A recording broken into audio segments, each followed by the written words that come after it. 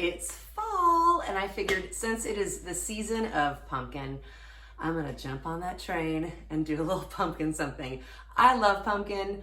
I'm not crazy about it like some people are. I'm not a pumpkin spice latte kind of gal either. I think it tastes like soap. Anybody else? It's kind of weird for me, but always does.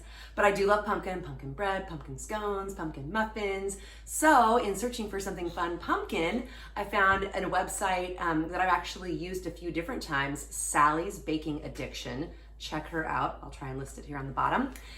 She has like a million things. She's like a total pro and does so much baking. And what I love is she gives all of these tips, which is so cool. So it's like, you know, make this cookie. It's not just here's the ingredients, but it's here's the ingredients. And guess what, guys? Take your canned pumpkin and like drain it into some paper towels and squeeze the excess water. You're gonna get a chewy cookie that's like chewy and yummy instead of cakey. I personally like that better. So like those kind of tips, it's awesome. So today I'm gonna make a brown butter pumpkin oatmeal cookie. What? Doesn't that sound good? I'm super excited about it. So I've already kind of pre-measured a few things over here, and I'm gonna drain my pumpkin. I'll show you what that looks like in just a second.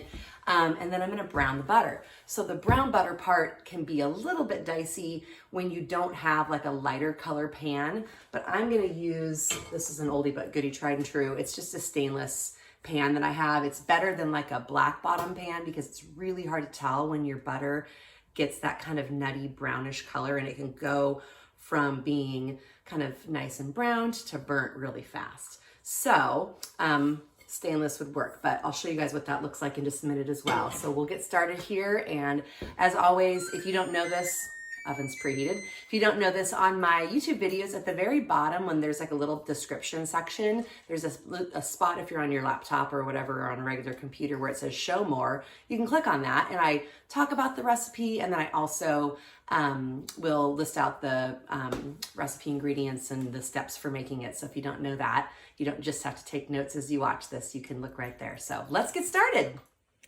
So I poured my pumpkin into just a colander. It's not really draining, and then just have some paper towel in there. But you guys can see, look at the liquid already. I literally just poured it like a minute ago, and there's already a ton of liquid. So what they recommend with the recipe is just to kind of blot. See, look at that. Just blot the pumpkin. Makes all the difference in the world for a more chewy cookie that's not like a cake cookie. I suppose if you love a cakey cookie, then maybe skip this step. But that's kind of the idea. It's real simple. And then I will measure out 1 cup, which is what the recipe calls for. See, I'm just blotting. Nothing too difficult or fancy, but you are getting some liquid out, which is gonna help with that, because pumpkin acts almost like an egg replacement in baked goods. So the extra eggs is what makes it more cakey. So helping it not be quite so liquidy will make a difference. So, all right, that's pro tip number 1. Okay, so I'm browning my butter. Couple tips that Sally passed along. Cut your butter into pieces before you put it in the pan so that it'll melt pretty evenly. And then you want to stir constantly. I'm on medium heat, and it's starting to turn a little bit different color, but I'll show you what it looks like at the final thing. You really want to watch it. It's pretty quick once it browns from being brown to being burned. So I'll show you the finished tone here in just a sec. Okay, you can see how brown it's turning. I'm going to turn the heat off now because it will turn real quick. Before I will put this in my cookies, it's going to need to cool for about 5 minutes. And this, you guys, this whole process took about 6 to 7 minutes or so. So, all right, show you what our next steps are. Okay, I have transferred my brown butter into a large bowl. And you guys, over here, I have a little scale. I have measured out, sorry, Tucker sees somebody outside, 2 ounces of brown butter, or a 1/4 cup. That I'm going to use later on in a little frosting that's going to go on top of the cookies. It's going to be so good. So this will sit for about 5 minutes, and then I'm going to add my sugar, and I did dark brown sugar. You can do light if that's what you have, but dark gives it a little bit more unctuousness. 1 egg yolk, not the white, so you just use the yolk. That's why you got to let this brown butter cool.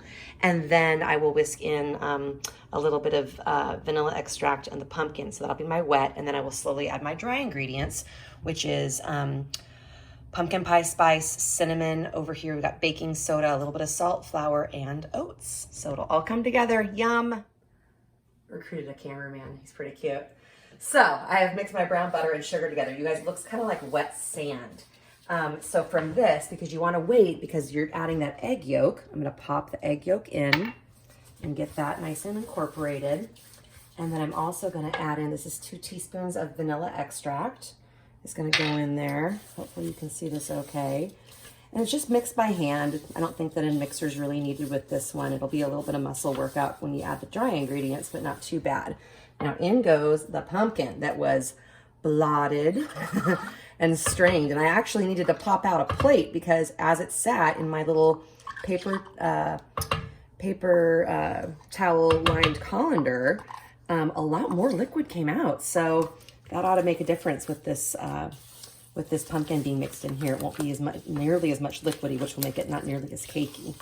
So I got that mixed in, and now in goes dry ingredients. So I already whisked all of these guys together that I told you about, the spices, the oats, and the flour. And so this is going to go in batches, just so you know you kind of work it through evenly. I won't do all of it at once. But once I get these mixed up, I'm going to scoop them with my cookie scoop. But you could also use a large tablespoon. It's about 2 tablespoon scoops is recommended. And then we'll pop them in the oven. I'll show you when it all comes together. Cookies are scooped, and it actually was recommended that as you scoop them, I used this little scooper, but as you scoop them, or even if you just use a regular little tablespoon, kind of push it down so they're not sticking up. Apparently, that's another tip that Sally's baking addiction recipe calls for. So these guys are going to go into the oven, 350 degrees, I believe for like 12 minutes. I'll double check that and make sure I write the time down for you. And then they'll come out, they'll cool, and then I will frost them. Oh my word, with a brown butter maple frosting. Is it maple? Maybe maple. I might add maple. I always like to put my own twist on it. So see you in a minute. Ready? Okay, we're filming. Okay, so the cookies are out of the oven. It says to let them cool for about 10 minutes on the cookie sheets, which I did, and then I just slid my parchment paper right on here. Another good thing about parchment, you guys, I know I talk about it a lot, but really, I love it. And I do buy the pre-folded sheets by Reynolds Kitchens because they're super easy. And then no cleaned up, my cookie sheets are just gonna go back in their little cupboard. And then even these cooling racks won't be messy. So cookies have cooled enough. I think they might be still a little bit warm, but I can't wait, I'm so excited. So I'm gonna take one over here. Now, real quick, I do wanna say before I frost, I talked about the brown butter frosting. So when I browned all my butter for the cookies, I also just did the amount that I needed for the icing. So I removed a 1/4 cup, about 2 ounces of the brown butter, and then mixed it with powdered sugar, milk, and it calls for vanilla extract, but I love maple. So I told you I was gonna do my own little twist. I did maple extract instead of vanilla. So this is a maple brown butter frosting. Scott's like, please stop talking so I can taste it. It's so good. I had to, I had to check it out. So just a little bit of frosting on the back of my little spatula. I suppose you could take these cookies and dip them, but my bowl's not really that wide and my cookies spread out kind of big, but I like the size of these. This is gonna work just fine for me. So one of these guys in here, somebody's gotta do it. I'm gonna have to test taste. Brown butter, pumpkin oatmeal cookies. Here we go.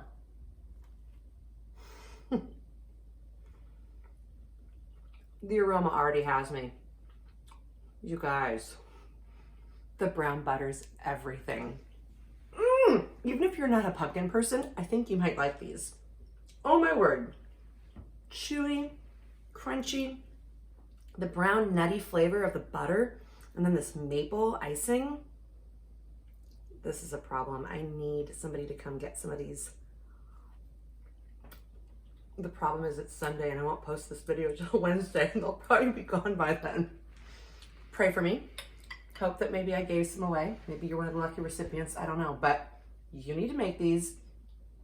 Thank you, Sally's Baking Addiction. There's a reason she named it that, you guys, because she's real good about the baking stuff. Glad to share this one with you. Happy fall. If you have not already done so, subscribe to Delight of the Bite. Subscribe, share, tell your friends all about it. Let people know what I'm doing. I love it. I love to talk about food. I love to share all the tips and tricks, and I'm having a blast. So thanks for watching. Have a wonderful October.